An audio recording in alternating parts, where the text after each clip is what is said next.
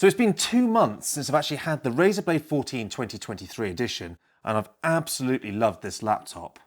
Now, just some context, I've had the 2021 Razer Blade 14 since its release, and this has been my daily driver, and I've loved that machine, but it had quite a few shortcomings. 16 gigabytes of soldered on RAM, a 300 nit screen, and this thing ran as hot as Volcano. But despite all of that, I always used it on my day-to-day travels due to its power, the form factor, but still having great ports. So when Razer released the 2023 model with upgradable RAM, a bright 16:10 screen, and the new AMD and Nvidia graphics, I knew I had to buy it. Now, when we first got this machine, I did do an unboxing and first impressions. I go in quite a bit of detail on the actual keyboard, the screen there. I will link that in the description below, just in case you want to go back and watch that one. But today's video, it's more about my use and sort of deep dive on this actual machine itself. And what can I say? This is a 14-inch, compact, portable, fantastic little machine. We've got good ports with USB 4 and USB-A ports, as well as an HDMI 2.1 and a headset jack. Now, if you buy an Ultrabook, very often you're limited to just Thunderbolt or USB 4 ports, and that is a real pain if you want to plug in your mice, keyboard, and other bits and pieces. This one doesn't make those compromises. And despite obviously only having a couple of USB-As and a couple of the USB-C ports, it's still good enough for my day-to-day use. Now, it comes in this black model or a Mercury. The Mercury looks fantastic, and the black model does show fingerprints like crazy. But as I've got the Razer Blade skin for this model, because I do carry it and take it and abuse this machine, I don't care what color I've got, so I've just gone with the black. But as you can see straight away, there are fingerprints already all over this machine since my time using it. And when we talk about the specifications on this machine, they all come with the same Ryzen 9 7940 HS CPU. This is an incredibly powerful 8-core 16-thread CPU that keeps up with a lot of the newer Intel CPUs apart from the HX range. We'll discuss that more in the performance section later on. We also get the option of the RTX 4060 or 4070 GPUs, but this does come in at an eye-watering price of about £2,500 in the UK for my 4060 version and about £2,800 for the 4070. Now, I know that's one of the biggest complaints about the Razer range, the pricing, and you can get an Asus G14 with a 4080 for about the same price as the 4070 model of this Razer. But having used this 2021 version and now obviously seeing this 2023 version, I'm happy to pay that extra for this amazing chassis and for a lot of the features that we've got with this laptop we're going to talk about tonight. But first, here's a message from our sponsor.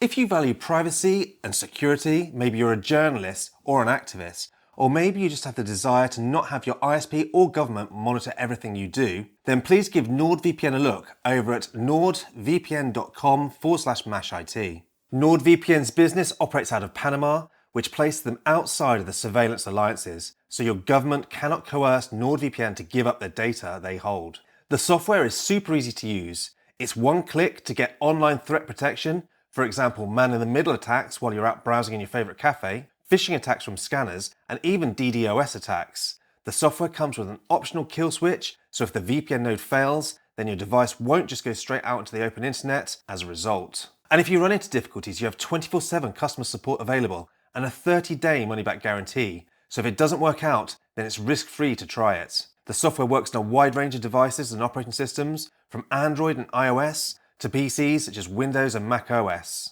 We thank NordVPN for collaborating with us on this video today. Head over to nordvpn.com/mashit to get safely connected and take advantage of NordVPN's 30-day money-back guarantee. Now back to the video.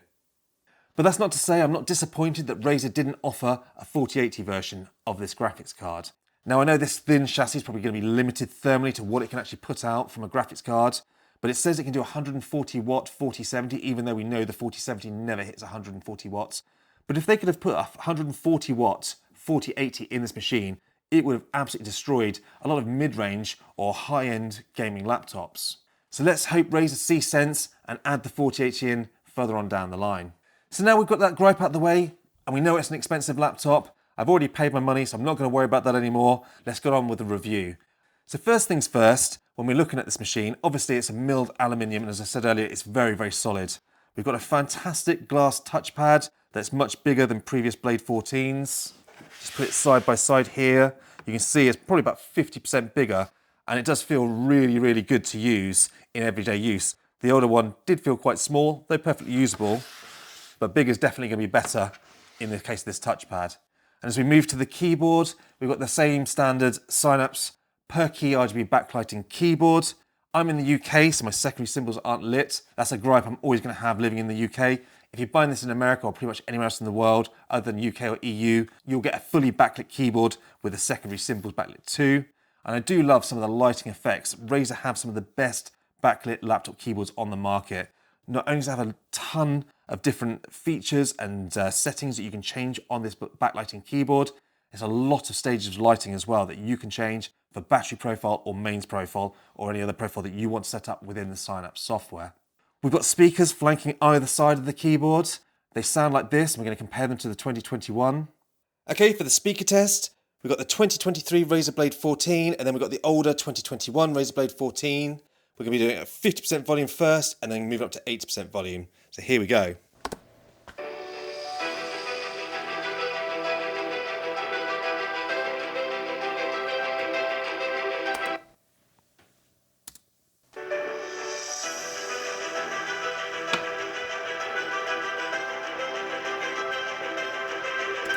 %.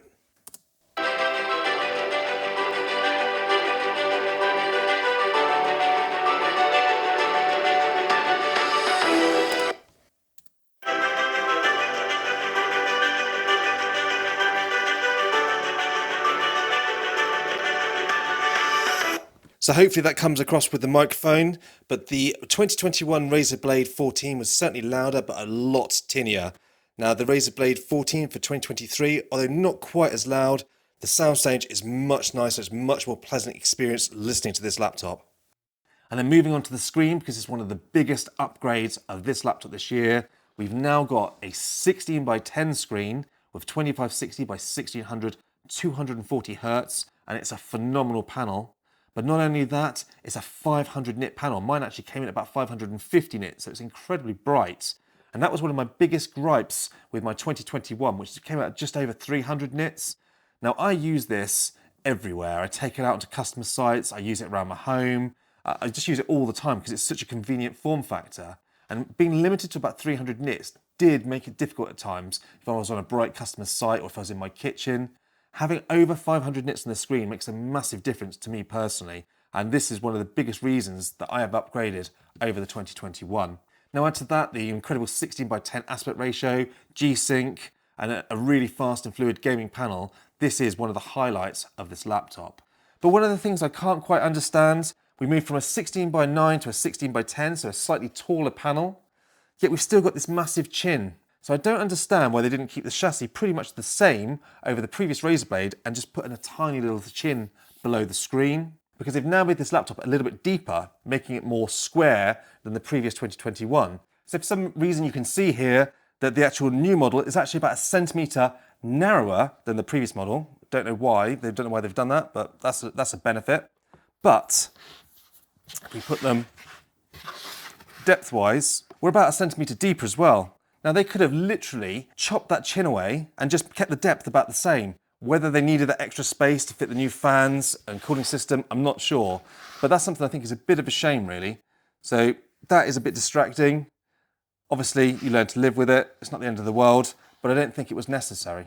Now above the actual screen, we've got the 1080p webcam, which looks and sounds like this. This is a test of the webcam and the microphones on the new 2023 Razer Blade 14. It also includes Windows Hello facial recognition, which I absolutely love. You open your screen, logs you straight in pretty much every time, no matter what sort of lighting or environment you're in. And I think it's one of my favorite ways of logging into Windows. And also for the security conscious, we've now got a little switch that you can flick across there and it goes red, and it means your webcam is now disabled. Flick it back the other way and your webcam is enabled again. I know the security conscious among us will be liking that feature, and that's new to the Razer Blades, well, the 16 and the 14 this year. But now we're going to look at the internals on this laptop, because this is one of the bigger changes. This laptop is a couple of millimeters thicker than the previous version, allowing for slightly better internals and thicker fans to cool this beast. Now, another thing that they've added this year is upgradable RAM slots, and for me, this is one of the biggest features other than the screen. Now, the previous model had 16 gigabytes soldered. You couldn't get any other version, so you couldn't get a version with 32 gig. And as somebody that uses my machine heavily for VMs, for video editing, heavy gaming and all sorts of other random software, more RAM is better for me, and I want as much RAM as I can cram into a machine. Now, I've already upgraded mine to 64 gigabytes of RAM. I've also upgraded my 1 terabyte SSD to 4 terabytes. So if you haven't seen that already, please make sure you check that video out below if you're interested. It's very easy to do, and it's a great way to massively increase the performance on this laptop. Now, of course, we've got the usual vapor chamber and twin fan system to keep the system cool. And it's going to need to, because we've got a powerful Ryzen 9 CPU and a 4060 and a 4070 that are allegedly rated up to 140 watts. Now, AMD have made some great progress in the CPU performance this year. No longer are the AMD massively weaker than their Intel counterparts, and the single-core performance is now on par with the Intel 13th gen CPUs. Now, the multi-core scores still aren't quite as good as the top-range Intel processors, but they are a massive improvement over last year's Ryzen chips and Intel 12th generation CPUs. And that improved single-core performance makes a big difference. Now, obviously, if you're maxing out your CPU for the multi-threaded performance, that is important. But for most people with day-to-day tasks, opening apps, starting windows, starting games, it's a single-core performance that's really important. And that's where this makes a big improvement over the last year. And as we move over to the RTX 4060s and 4070s in these laptops, they're performing right where we expect them to perform. Now, my 4060 performs on par with the Legion Pro 5i that we recently reviewed, which is also allegedly 140 watts TGP 4060. Now, again, with this laptop, as with previous 4060s we've looked at, they never ever hit 140 watts, but this will usually run between 90 and 100 watts, which is where they're most efficient. And this leads to really good scores in both synthetic benchmarks and game benchmarks. And with how compact and tiny this 14-inch Razer Blade 14 is, these 1460s and 4070s can play most AAA games at its native 1600p resolution. And if you can't quite pull off the high frame rates that you want from these 4060s and 4070s, then you do also have frame generation that's new to the 4000 series of range of graphics cards to help boost those scores. So with the benchmarks out of the way, let's talk about the actual gameplay performance on these laptops. And that's where these really do shine. Now, I have heard a few comments where people have moaned that the 2023 Blade 14 is louder than last year's model, and last year's model was very quiet. But the reason that they have increased the fan speed this year is to actually keep the actual chassis cool. Now, in my 2021 Blade 14, not only is it as loud as this year's 2023 model, but the actual chassis really heats up, especially the palm rest and the WASD keys, leading to some quite uncomfortable gaming scenarios where you're playing some heavy AAA titles for a while on the actual laptop itself and getting a scorched palm. Now, personally, I'd rather a little bit of extra noise if it means that it keeps the palm rest cool. Now, last year with the 2022, they dropped the actual fan noise and the chassis did run hotter. This year, they've upped that fan speed, but the actual palm rest and the WSD key have remained cool to my touch for some heavy, long gameplay sessions that I've put through this machine. And if you're not happy with the fan noise of the balanced or the performance modes of this laptop, then you do have the silent profile, which you can still game on, does run quieter at the expense of chassis temperatures.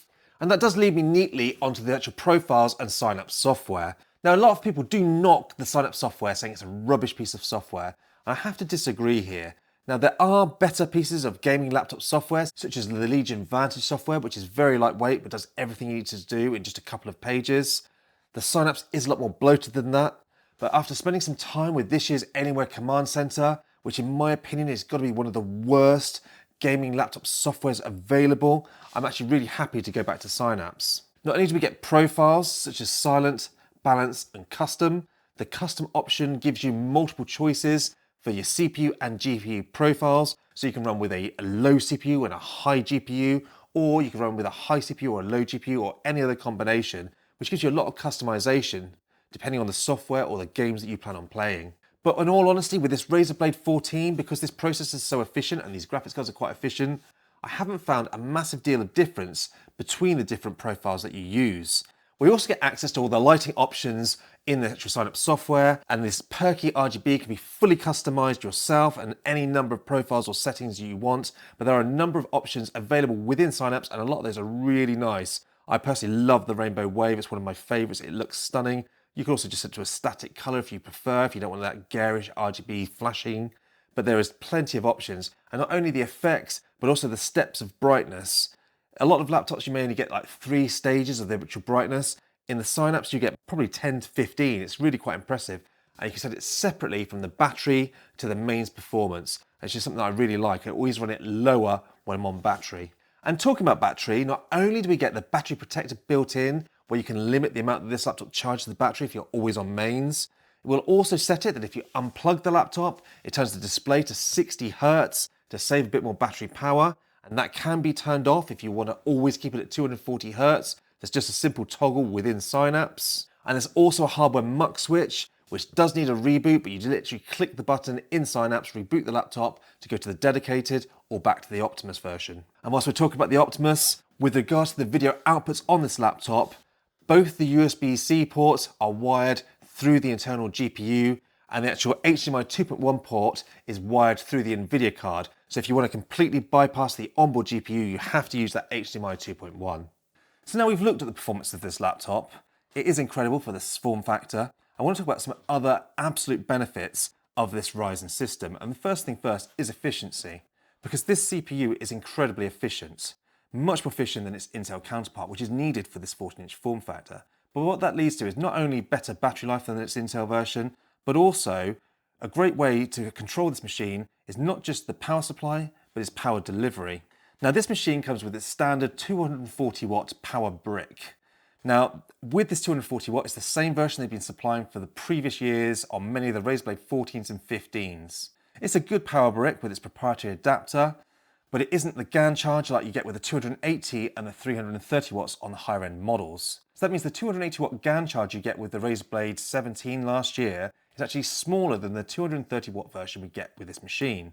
Now this is a compact machine you're going to be taking everywhere. You don't really want a heavy adapter. The plus side is obviously you can pick up any 230 watt Razer adapter. You might have a couple around if you're a Razer fan like I am, and I've got one in the office, one at home, and it's handy having them around. It literally runs off any 230 watt from any year. But I do feel that Razer could have spent a little bit of that money they're charging this high Razer tax to put in a more compact charger. But with that said, this does have 100 watt PD.